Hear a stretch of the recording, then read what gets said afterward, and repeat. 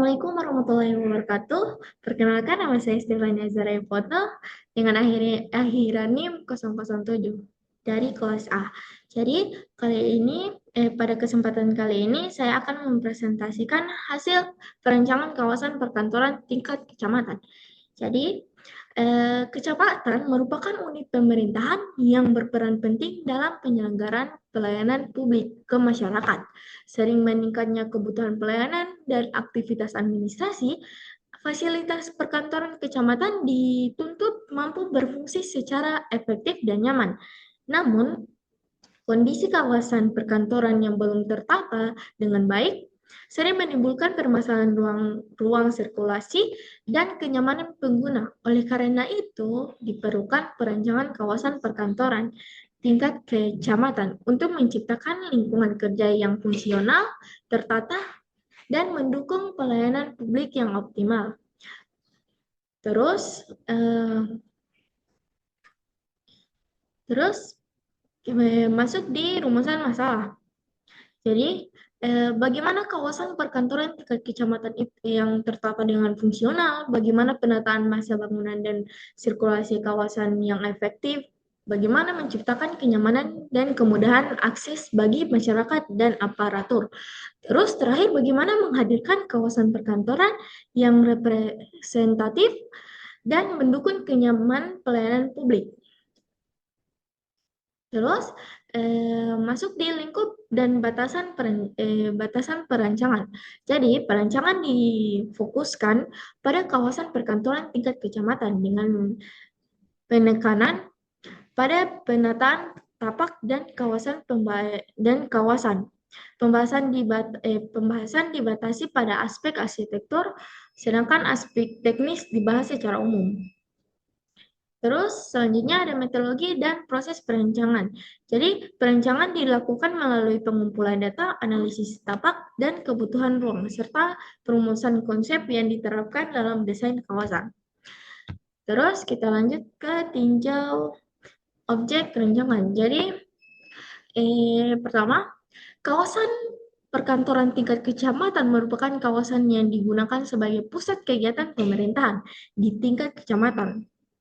Kawasan ini berfungsi memberikan pelayanan administrasi kepada masyarakat serta menjadi tempat koordinasi berbagai kegiatan pemerintahan. Keberadaan kawasan perkantoran kecamatan bertujuan untuk meningkatkan efisiensi pelayanan publik sehingga masyarakat dapat dengan mudah mengakses berbagai kebutuhan administrasi. Terus, fungsinya pelayanan administrasi fungsi utama kawasan kecamatan adalah memberikan pelayanan administrasi kepada masyarakat. Terus, fasilitas pemerintahan. Bangunan perkantoran kecamatan juga berfungsi sebagai tempat pelaksanaan kegiatan pemerintahan. Terus ada fasilitas sosial. Selain pelayanan administrasi, kawasan ini juga menyediakan fasilitas sosial yang dapat digunakan masyarakat. Terus terakhir, ruang terbuka. Kawasan perkantoran juga dilengkapi dengan RTH atau ruang publik yang dapat digunakan sebagai area interaksi masyarakat. Terus untuk zonasi kawasan itu ada zona publik yang merupakan area yang dapat diakses oleh masyarakat umum, terus zona semi publik yang merupakan area yang masih dapat diakses masyarakat dengan batasan tertentu. Terus untuk terakhir zona privat merupakan area yang digunakan oleh pengawas atau staf pemerintahan untuk bekerja. Oke, terus lanjut ke pemilihan lokasi. Jadi pertama akan memilih tingkat kecamatan. Jadi ada 3 alternatif, yaitu Kecamatan Kota Timur, Kecamatan Kota Tengah, dan Kecamatan Kota Utara. Dengan beberapa aspek yaitu topografi, aksesibilitas, utilitas, lingkungan sosial, kebijakan dan regulasi, dan terakhir fasilitas. Dan dari hasil analisis semua yang terpilih dari ketiga alternatif itu yaitu Kota Tengah. Terus setelah pemilihan tingkat kecamatan, setelah pemilihan tingkat kecamatan, masih ada analisis fasilitas apa saja yang terdapat di dalam kecamatan tersebut.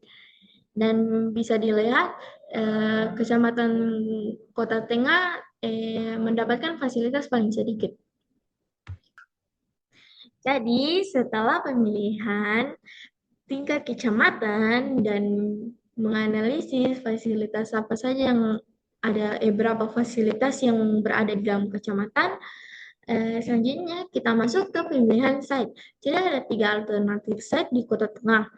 Nah, berdasarkan hasil analisis dari aspek topografi, aksesibilitas, utilitas, lingkungan, vegetasi, kebijakan, dan regulasi, dan terakhir kebisingan, hasil analisis alternatif site 1 memiliki potensi yang cukup baik untuk dikembangkan karena didukung oleh kondisi topografi yang relatif datar, aksesibilitas yang memadai, serta ketersediaan utilitas yang cukup lengkap.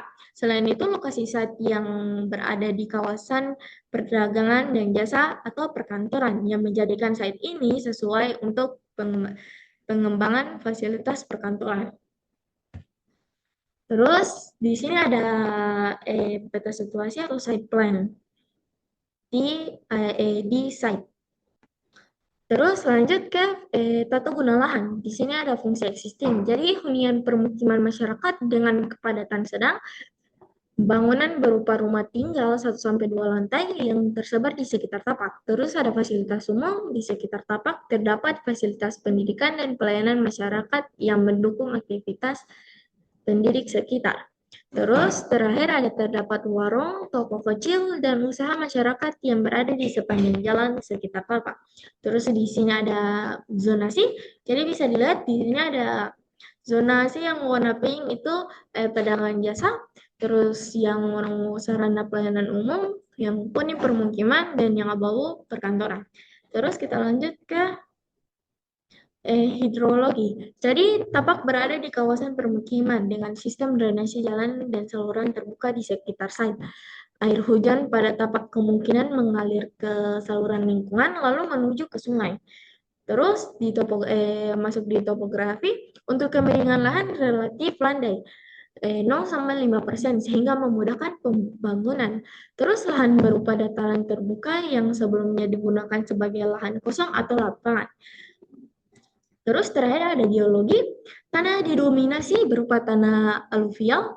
Wilayah Gorontalo berada pada zona tektonik aktif Sulawesi sehingga memiliki potensi gempa sedang. Perencanaan harus mengikuti standar bangunan tahan gempa.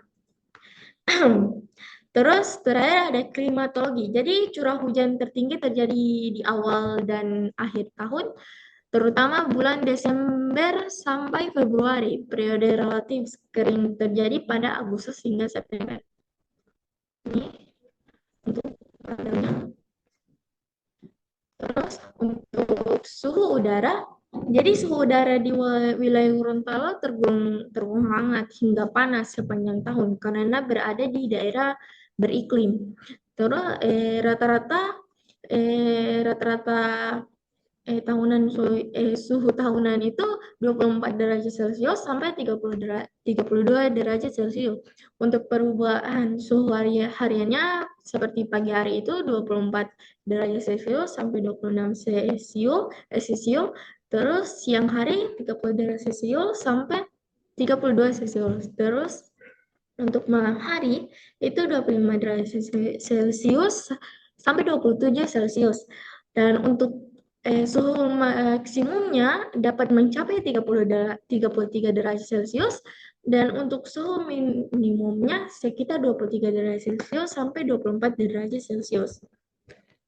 Terus masuk ke vegetasi. Jadi untuk di area tapak ini terdapat rumput liar dan semak-semak.